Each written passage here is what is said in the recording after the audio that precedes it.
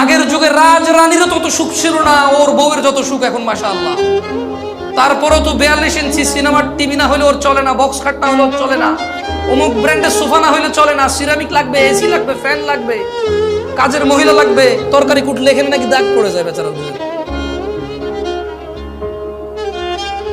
তারপরে আবার মা এই বাসায় থাকতে হবে কেন?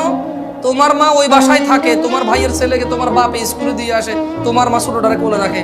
আমাদের এখানে থাকলে তো আমাদের গুলো একটু রাখতে পারে। তাহলে মা লাগবে কেন? বাচ্চা কোলে যাওয়ার জন্য।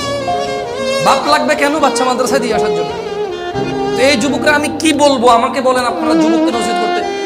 ও আল্লাহ সম্পর্কে ওকে কি বলবো? ওর মা ওকে পেটে নিছে, অভাবের সংসার ছিল, ও নিজে দেখছে, ও নিজে দেখছে। এটা মেহমান না আসলে গুস্ত খাইতে পারতো না, তো না পারলে কি ওর মা খাইতে পারছে?